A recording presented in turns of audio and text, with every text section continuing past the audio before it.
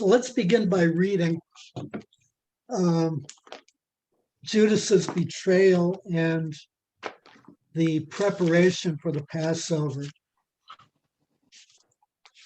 And we'll stop there, and hopefully next week we'll start the Last Supper, about which there's a lot to say, and so we'll spend a while there. So let's start reading at verse 14 through verse 25. Then one of the 12, who was called Judas Iscariot, went to the chief priests and said, "What will you give me if I deliver him to you?" And they paid him 30 pieces of silver. And from that moment, he sought an opportunity to betray him.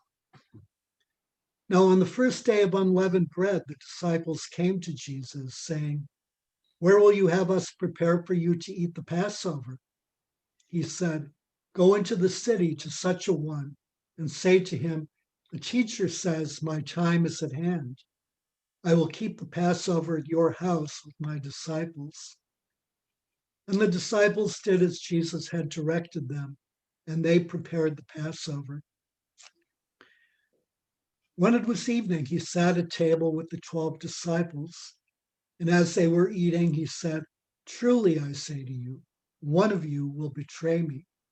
And they were very sorrowful and began to say to him one after another, "Is it I, Lord?" He answered, "He who has dipped his hand into the dish with me will betray me. The Son of Man goes as is written of him, but woe to that man by whom the Son of Man is betrayed. It would have been better for that man if he had not been born." Judas, who betrayed him, said, "Is it I, Master?" He said to him, "You have said so."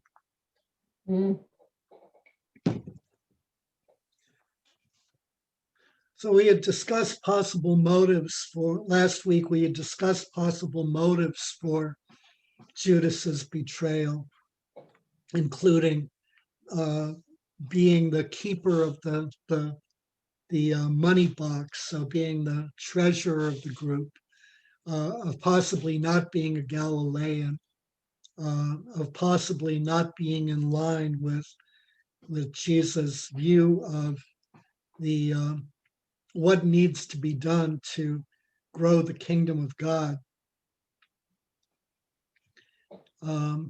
And we had also discussed the rehabilitation of Judas, or the attempt to rehabilitate Judas as reflected in the Gospel of John. We also discussed the 30 pieces of silver as the price of an oxen that has been, of a slave that has been gored to death by an oxen, so that Jesus is worth no more than a gored to death slave. And then we had discussed the sort of a Joseph typology, where Joseph had said to his brothers, you meant evil against me, but God meant it for good. And in the same way, Judas's act of betrayal, which is an act of unmitigated evil, is transformed into good by God. So Matthew also says in verse 24, "The Son of Man goes as it is written of him." And then later in chapter 27, verse 9, he says, this is after Judas kills himself, and therefore that field has been called the field of blood to this day. Then was fulfilled what had been spoken by the prophet Jeremiah, saying, "And they took the 30 pieces of silver, the price of him on whom a price had been set by some of the sons of Israel, and they gave them for the potter's field, as the Lord directed me." That actually isn't a quotation from Jeremiah. And in fact, it actually isn't a quotation. So what it is almost certainly a use of Zechariah or a fulfillment of the prophecy from Zechariah, which is found in chapter 11, verses 12 and 13. So in verse 4 of Zechariah, there's a complaint here about the shepherds. The shepherds are bad shepherds who are devouring their sheep and leading them astray and don't care about them, and they're fundamentally bad shepherds. So in verse 4, the Lord commands Zechariah to become shepherd of the flock, doomed to slaughter. Those who buy them slay them and go unpunished, and those who sell them say, "Blessed be the Lord, I have become rich," and their own shepherds have no pity on them.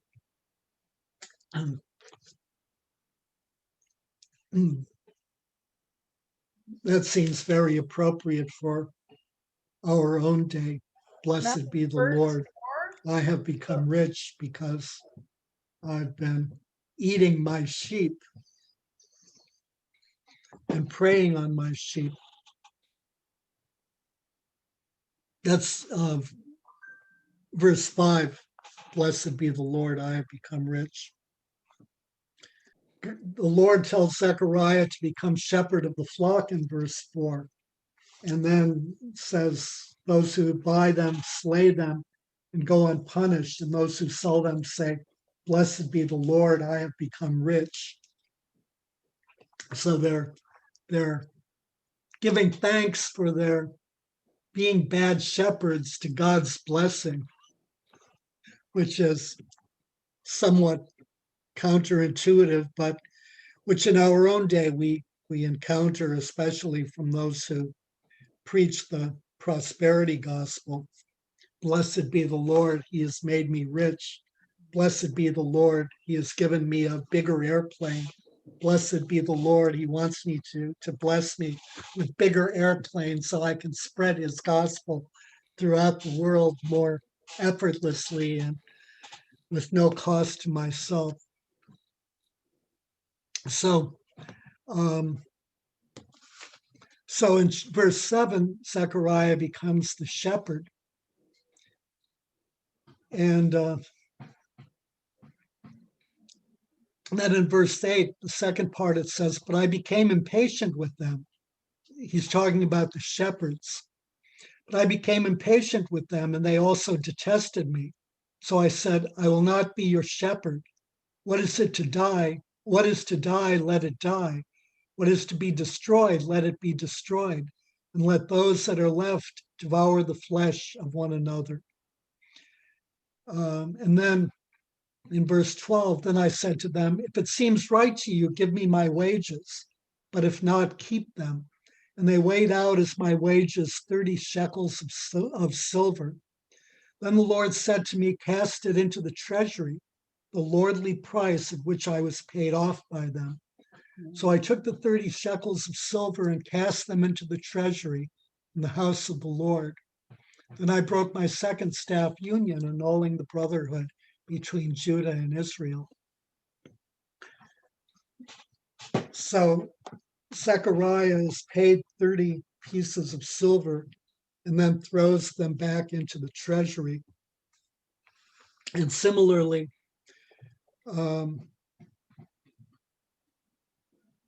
Judas accepts 30 pieces of silver, and then when he dies, or before he dies, when he realizes with remorse what he's done, he gives them back and throws them back into the treasury.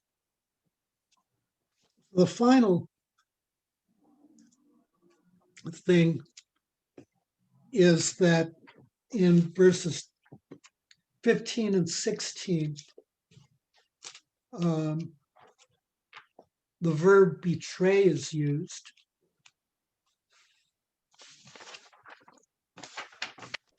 It's the same verb used its passive form is used in verse 25, verse 2 of chapter 25, of chapter 26, rather. It says, the Son of Man will be delivered up to be crucified. He'll be handed over. So the active form of it can be translated as betrayed. So it's basically the same verb. And in verse 2, it's a divine passive. So we see on the one hand that Judas has betrayed, and on the other hand, that Jesus has been handed over to fulfill the salvific will of the Father. So on the one hand, we have the will of God, and on the other hand, we have the betrayal of Judas. So in verse 24, Jesus says, woe to that man by whom the Son of Man is betrayed. If Judas is merely an actor in what we might call the divine comedy, why need he be condemned? In his heart, he knew that that wasn't the reason. His reasoning was something else.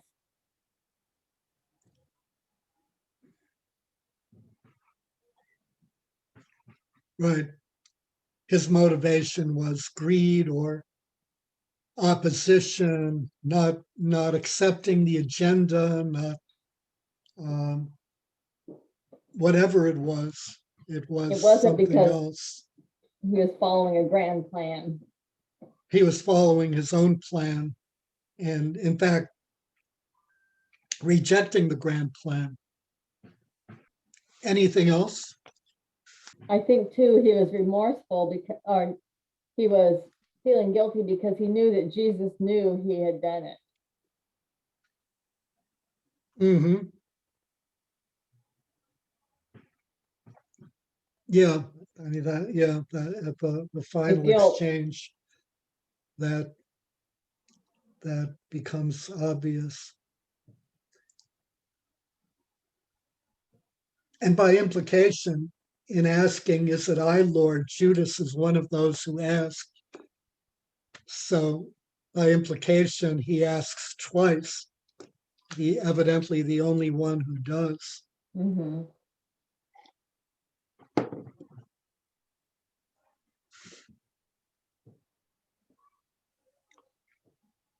What else about Judas being condemned despite Jesus' betrayal being a fulfillment of the divine will? Him being a is he a thief? Could that be part of, as in someone that steals from the common purse? I think I'm you sorry, missed the very first part of what you said, Joe. I was saying, I was asking, could him being a thief, like someone that steals from the common purse, part of why he is being condemned also?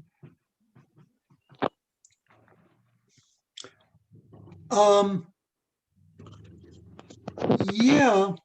I mean,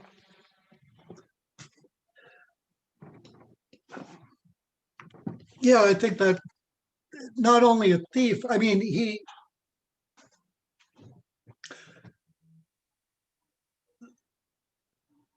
so remember that in some sense, God, because he's outside of history, can see the ultimate outcome and can also, I mean, so we have the paradox from Joseph that you intended it for evil and God used it for good. And so the way that happens is a mystery. But so at a minimum, Judas was probably, so you can argue that Judas was justified because the end justifies the means. The end was the salvation of, humankind. And by any means necessary, Judas did what was necessary, played his role in, the grand drama to bring about human salvation. And so from an end justifies the means perspective, that makes a great deal of sense. So we talked about the end justifies the means and its relationship to ethics and morality, that the world's morality is that the end justifies the means. And the church's morality, unfortunately, is very often that the end justifies the means. But Christian morality is that the means must themselves be justified. And so Judas is committing robbery and may be committing robbery, is probably committing robbery, which is, a violation of one of the 10 commandments, which is simply not justified. There are no workarounds. And he's accepting money in order to hand a person over to death, which violates yet another one of the commandments, thou shalt not kill. So whatever the end achieved by those things, whether it's good or not, is beside the point. The means are not justified and violate two of the commandments, or one of the commandments, certainly one of the biggies, right up there with thou shalt not commit idolatry. So the end does not justify the means. That's something really important in our own world today. For many Christians, the Christians have really, many Christians, and particularly evangelical Christians, have really doubled down on the end justifies the means. So if supposedly, good ends can be achieved, the means by which one achieves them become irrelevant. So specifically support for Trump. Yeah. Yeah. So, but we see it, very commonly among many Christians. And so the big problem here, or the big issue here, is that in addition to there's a third thing that Judas is doing. In terms of he's murdering a human, but he's also murdering the Son of God. And so that's, in some sense, the ultimate form of idolatry of an idolater. It's not only that you're, not recognizing or worshiping the one true God, it's that you're killing him. And so, that this violates the first commandment as well in a really big way. It's not like the Israelites committed idolatry, which they did, but it's not comparable to that because they only committed idolatry. They didn't try to kill God. So the big thing here is that given the presence of evil in a way that we don't understand, based in large measure because God is outside of time and God is active in all things through good and evil, that God transforms the ultimate of evil into the ultimate of good. But that transformation is completely independent of Judas and his action. And that applies to all of us. When we think that, when we rely on this end justifies the means mentality, we're relying on God we're depending on God to create good out of our evil and assuming that we'll be justified by that. But in fact, very much like Judas, we won't be justified by that. We'll be condemned by it. Evil is evil, is evil, is evil. There's no such thing as evil means justify good ends. Every action or every bad or every action actually gets its reward, be it good or bad. Right. Every action gets its reward. There are no free passes. And the final thing in the Judas narrative, or in this section of Matthew's gospel, Matthew concludes this section by saying, in that moment he sought an opportunity to betray him. The from that moment in Greek apotote is a phrase used consistently by Matthew to mark a turning point in salvation history. So we see it earlier in chapter 4 in verse 17, where John's arrest leads to the beginning of Jesus' public ministry. John's arrest, in some sense, marks the end and death of the old, because John is executed, death of the Old Testament prophetic tradition. So John is the last of the great Old Testament prophets. We see it in chapter 16, verse 21, where Jesus' teaching, public teaching, is over, and he begins to go northward in order to eventually go southward so he begins his final trip to Jerusalem. And so here, the opportune time, from that moment, signifies a point of no return in the Passion story.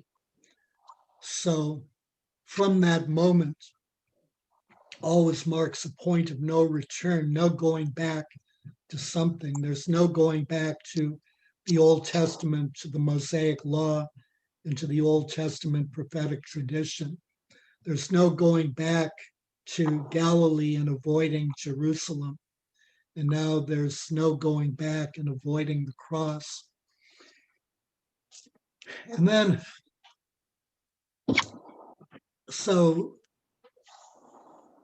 Matthew says, from that moment, he sought an opportunity to betray him. And the word he uses for opportunity is Eucharion. It comes from the root word kairos, which is a reference to the end time. So it suggests that both Judas and Jesus are really converging on a single moment that is fundamentally eschatological, that in some sense, the day of the Lord is at hand. And they're both going there, one of them deliberately and the other one unwittingly, but nevertheless, they're both going there. So in some sense, it's a powerful statement of eschatology, but in Judas's case also of self-deception.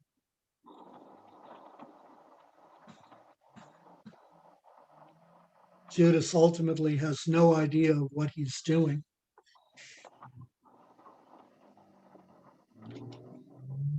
So are there any questions about Judas? When you say he has no idea of what he's doing, it means he has no idea of the ramifications of eschatology and what he's doing. Right, Okay. right. He knew what he was doing. I mean, he knew what he was doing at a, well, He was yeah, I betraying mean, his friend. probably not at a moral level. He knew what he was doing. He had, he in his own mind, I'm sure he had justification for what he was doing, but everything is fundamentally an act of self-deception. Mm-hmm. We have the Passover meal next. Let's take a look at the related scriptures in Mark, Luke, and John, so that we have some sort of context and sense of the preparation for the Last Supper and the Last Supper. So first is Mark chapter 14, verses 12 through 16. And on the first day of unleavened bread, when they sacrificed the Passover lamb, his disciples said to him, "Where will you have us go and prepare for you to eat the Passover?" So notice, on the first day of unleavened bread, when they sacrificed Passover lamb, and he sent two of his disciples and said to them, "Go into the city, and a man carrying a jar of water will meet you. Follow him, and wherever he enters, say to the householder, 'The teacher says, where is my guest room, where I am to eat the Passover with my disciples?' And he will show you a large upper room furnished and ready. There prepare for us." And the disciples went out and went to the city and found it as he had told them. And they prepared the Passover. When it was evening, he came with the 12. And as they were at table eating, Jesus said, "Truly I say to you, one of you will betray me, one who is eating with me." They began to be sorrowful and to say to him one after another, "Is it I?" He said to them, "It is one of the 12, one who is dipping bread in the same dish with me. For the Son of Man goes as it is written of him, but woe to that man by whom the Son of Man is betrayed. It would have been better for that man if he had not been born." In Luke, it's chapter 22, verses 7 through 13. Then came the day of unleavened bread on which the Passover lamb had to be sacrificed. So Jesus sent Peter and John, saying, "Go and prepare the Passover for us, that we may eat it." They said to him, "Where will you have us prepare it?" He said to them, "Behold, when you have entered the city, a man carrying a jar of water will meet you. Follow him into the house which he enters, and tell the householder, 'The teacher says to you, where is the guest room where I am to eat the Passover with my disciples?' And he will show you a large upper room furnished. There make ready." And they went and found it as he had told them, and they prepared the Passover. Then finally, John, chapter 13, really verse 1, and then jump to 21. Now, before the feast of the Passover, so notice, before the feast of the Passover, when Jesus knew that his hour had come to depart out of this world to the Father, having loved his own who were in the world, he loved them to the end.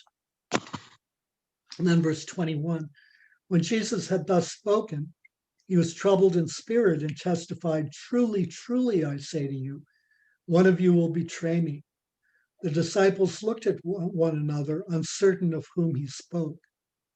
One of his disciples, whom Jesus loved, which is John, Mm-hmm. was lying close to the breast of Jesus.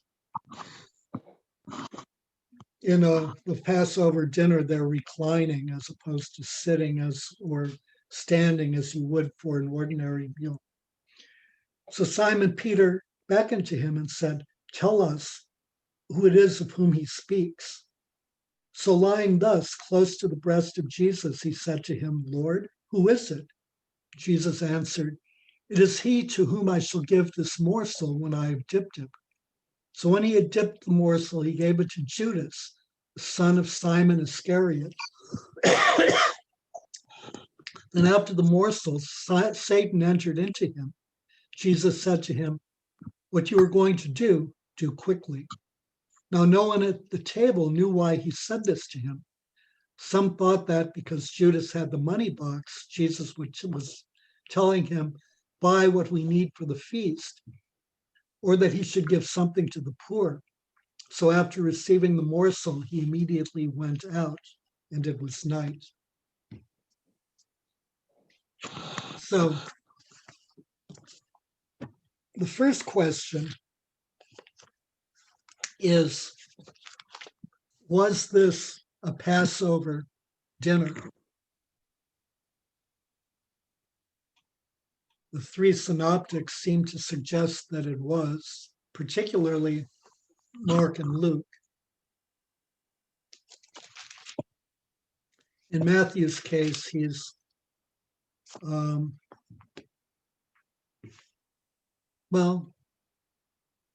Matthew as well. Or was it not a Passover dinner? It's talked in each one of them about preparing for the Passover dinner. Uh-huh. So without knowing more about the Passover dinner, I would say it was probably the Passover dinner. So what did they have? What did they have? They had wine and bread, at least. Uh-huh. And what else? The lamb that they had sacrificed, probably. Where does it say that? In Luke, I think it talked about Mark, it talked about them sacrificing a lamb and then going into the discussion about where to have the Passover. No, it talks about the Passover lambs being sacrificed. It doesn't say that they ate the Passover lamb. Oh, okay. No, So it doesn't in any of them. that seems like an interesting omission because we have mention of bread, right? We have mention of wine. And with the dipping thing, except that Mark has the detail wrong, what you dip are bitter herbs.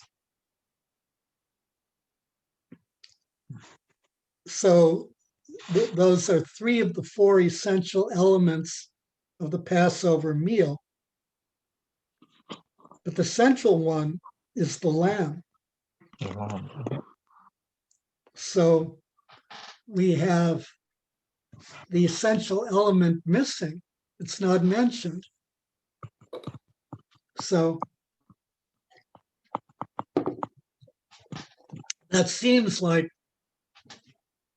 something of an omission. Isn't that why? What? Yeah, isn't that what he replaced when he gave them the host, the bread to eat, and said that's his body, as in like establishing or rather replacing,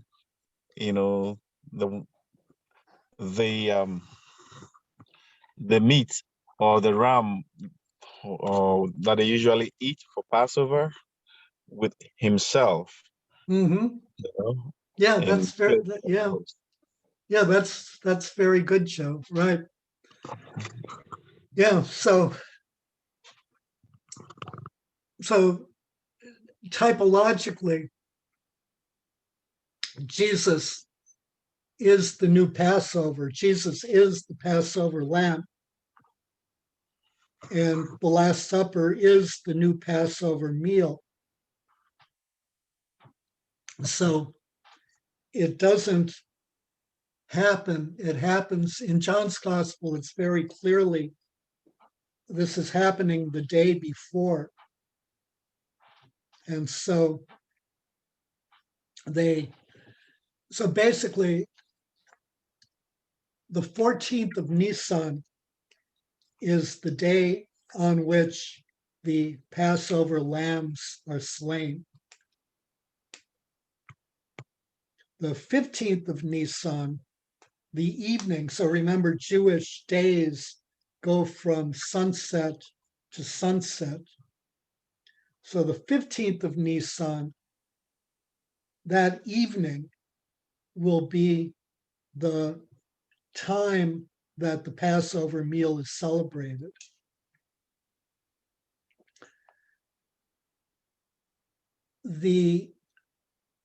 So on the afternoon of the 14th of Nisan, the lambs will be slain in the temple. And so remember, the lambs have to be slain in the temple. This is the priests kill the lambs and then give you the meat, or give the worshipers the meat. So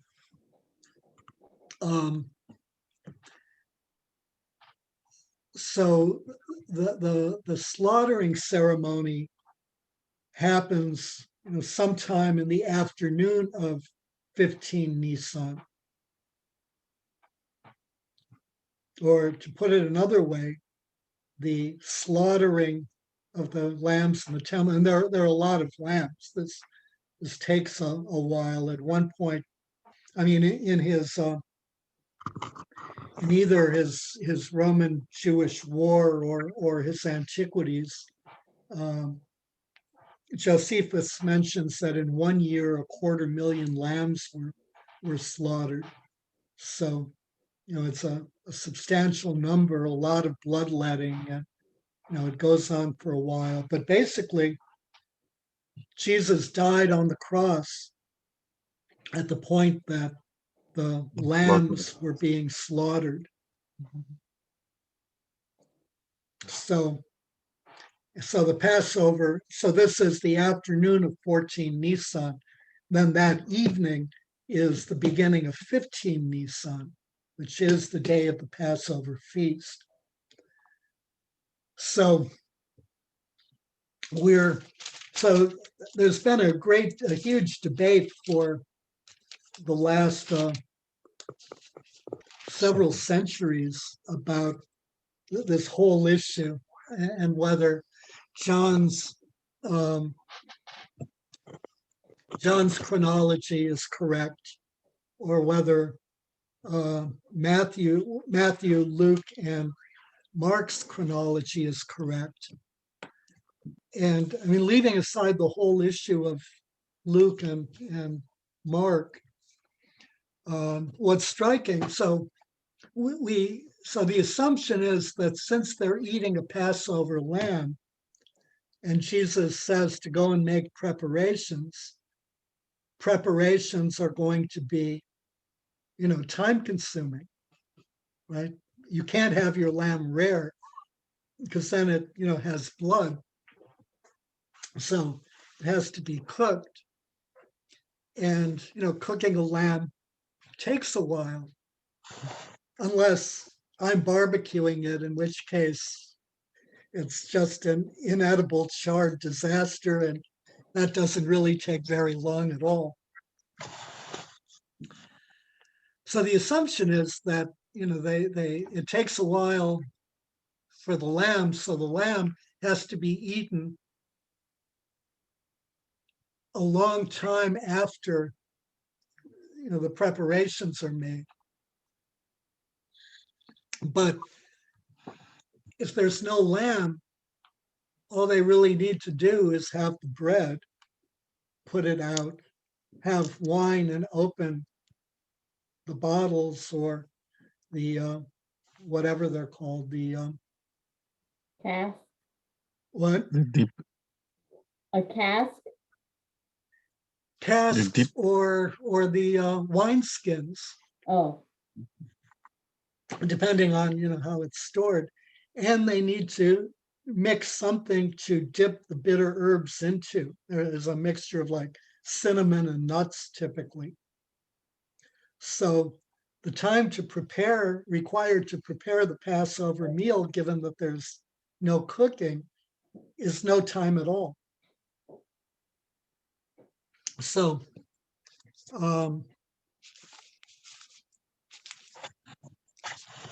so in the midst of this whole debate that's gone on for a couple of centuries, there's an Anglican priest who is a really outstanding Bible scholar, New Testament scholar, actually a scholar of the Gospels, named R.T. France, who argued that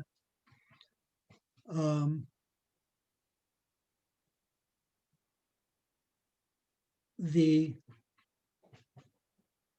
assumption that now on the first day of unleavened bread, and then when it was evening, basically mark different days, right? So it's in the afternoon that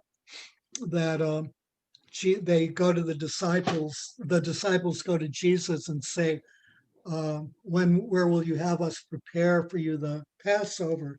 And then the evening, which is to say the next day, they eat it. But he argues that that isn't necessarily correct, and particularly that it's based on an overly literal translation of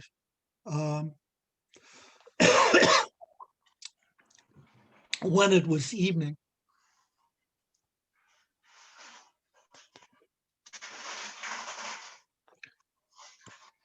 So he argues that the disciples are coming to Jesus in the evening, and the when it was evening should really be translated when it was later in the evening. So all of this activity, and there's really not much, the major issue here is getting the room, right? So the problem here is that there are huge numbers of Jewish worshipers who are coming to Jerusalem for the Passover. And there are far more people than there are accommodations or places for them. So a place to eat dinner at all is at a premium, which is why the disciples are asking, and Jesus has evidently pre-arranged something. But since there's not much time that's required, this all can happen in the evening with the let's call it the new Passover dinner later in the evening. And in any case, the Passover dinner isn't eaten, right after sunset. It's typically eaten late. So this is celebrated on the 14th of Nisan, the day before the Passover dinner would be celebrated. And it's celebrated there because there's no lamb served, because the lamb is unnecessary, because Jesus is present and he's the lamb. And the following day, he dies at the same time that the lambs are being sacrificed, because he is the Passover lamb and he replaces the Passover. So, Ron, is that John's interpretation or all the Gospels writers' interpretation? John basically just has everything moved. John explicitly has everything happening on the 14th of Nisan, so that when Jesus dies, he dies at the same time that the Passover lambs are being sacrificed at the temple. It's in the synoptics that it appears that the meal is a Passover meal and that it's happening on the 15th of Nisan. So then, based on the synopsis,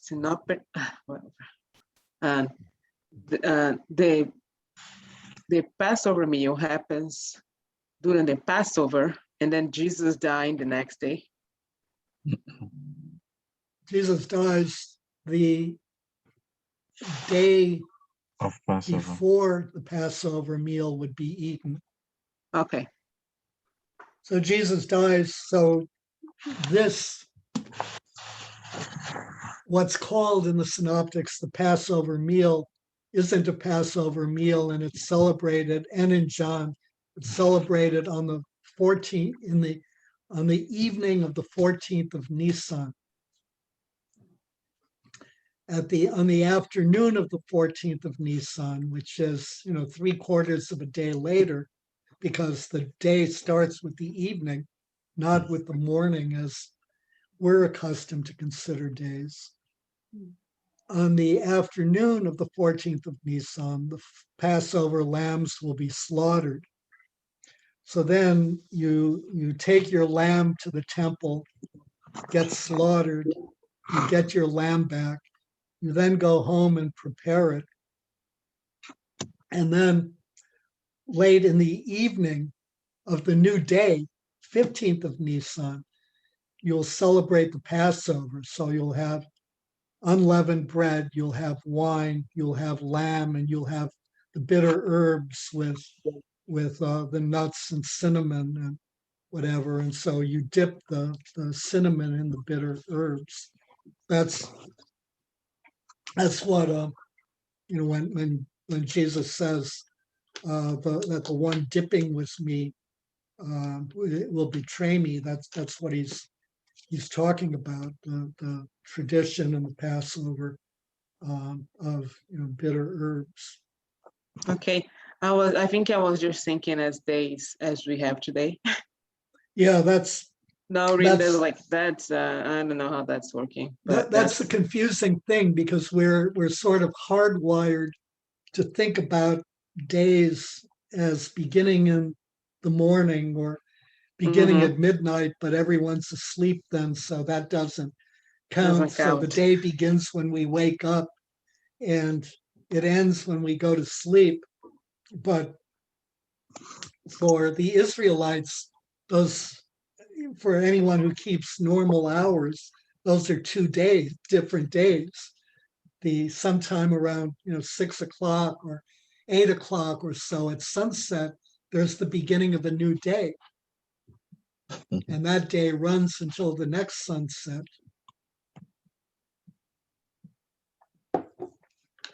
That's sort of that violates our sense of time, and creates a hole in the cosmos, which is not good. Is that what they still observe in the Judaism? I'm sorry, what, Joe? Is that the same time that they still observe in Judaism? Yeah, that's still observed by religious Jews. The Sabbath begins Friday night at sunset and ends Saturday night at sunset. And so the prohibition on work for Orthodox Jews begins Friday night at sunset. You can't do anything, and your meals are supposed to be, there are varying degrees of strictness depending on how orthodox one is, but in extreme cases, your meals have to be pre-prepared, and you're not even supposed to turn on the electricity. How does this fit into previous parts of this chapter and to the next? The chief priests and the elders conspiring. We have Jesus pronouncing his crucifixion. We have the chief priests and the elders conspiring. We have the anointing at Bethany. We have the Judas's agreement to betray Jesus. And now we have the preparation for the Passover and the events of the preparation for the Passover, followed by the meal and the Last Supper. So how does this fit in?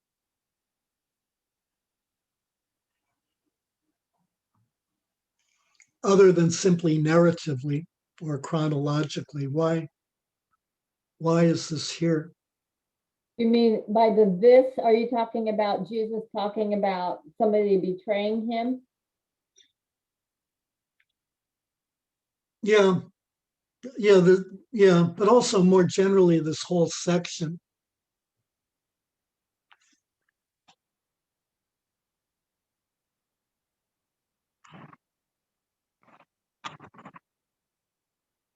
Well, it's the lead in to Jesus preparing for his death. Uh-huh. Right, It's kind of a transition point.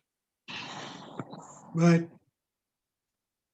So it's a sort of notion of convergence that we talked about at the last at the end of the betrayal of Judas, right? So Judas has decided to betray Jesus at the appropriate opportunity.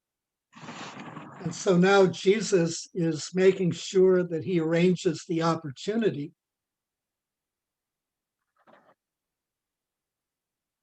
So in arranging the opportunity, Jesus is acting with sovereign authority.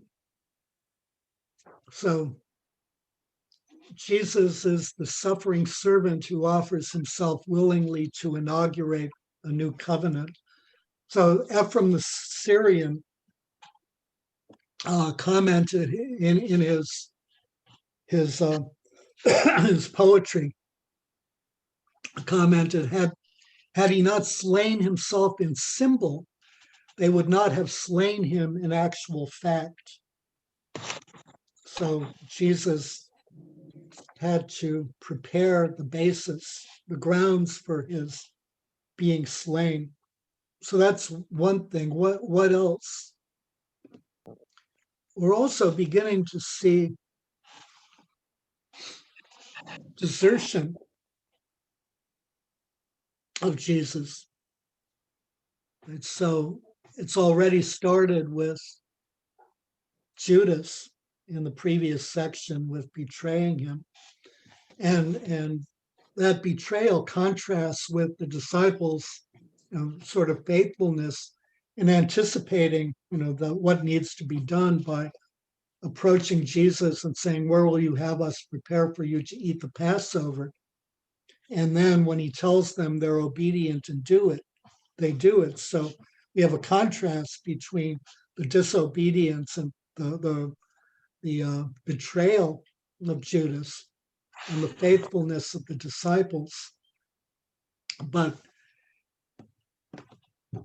we begin to see a further, sort of chink in the armor, or a further rupture in the armor when Jesus delivers his prophecy of betrayal, and all of the disciples, none of the disciples are certain that it's not they who is going to betray Jesus. So that's, kind of an ominous sign. And then we go on to Gethsemane, where they can't stay awake, the disciples who are with him. And then then we have Peter's denial, and then we have the disciples fleeing en masse. So we've seen that, at the point that he begins first this northward and then turning back southward journey that takes him to Jerusalem, Jesus had fundamentally stopped teaching to the masses, had begun to focus only on teaching his disciples. And so in the course of that, presumably, they became especially close-knit, and Jesus had tried to prepare them for what was coming ahead. At the point, he first sort of sprung it at them when Peter said, "I won't permit it to happen," and Jesus rebuked him. But the Last Supper will be the end of that close association, and from here, it's a abandonment, and so that Jesus is left to face suffering and death alone. So I think that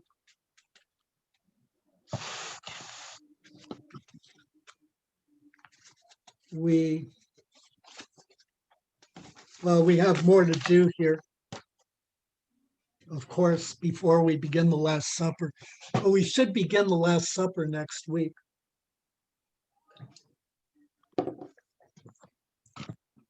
Thought we already had started the Last Supper. That's not a Last Supper?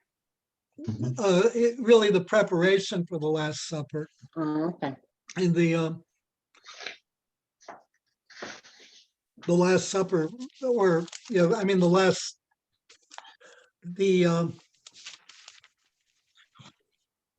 is it called? The institution verses. Now, as they were eating, Jesus Okay. took bread, blessed it, and broke it. I see. We want to spend sort of a good deal of time, several weeks there, since it's really important, and particularly we need to address the issue of, the Eucharist is, well, it's not called the Eucharist in that case. Is communion symbolic? Are we doing, communion in memory of, Jesus' sacrifice, looking back with fond recollection and gratitude, which we admittedly should be, but nevertheless, it stops there thinking, oh, that Jesus, what a guy. Big of him to do this for me personally. Or does it mean something else? And particularly, is Christ present in the Eucharist? And is he saying that he's present in the Eucharist? So we want to look at that, very, very carefully and go over. I mean, we'll examine all of the institution verses and the three synoptics in Paul, 1 Corinthians, and we'll also examine, there is no institution of the Eucharist in John's Gospel at the Last Supper. But he has, much earlier, he has the Bread of Life discourse, which is really his substitute. So we'll look at those.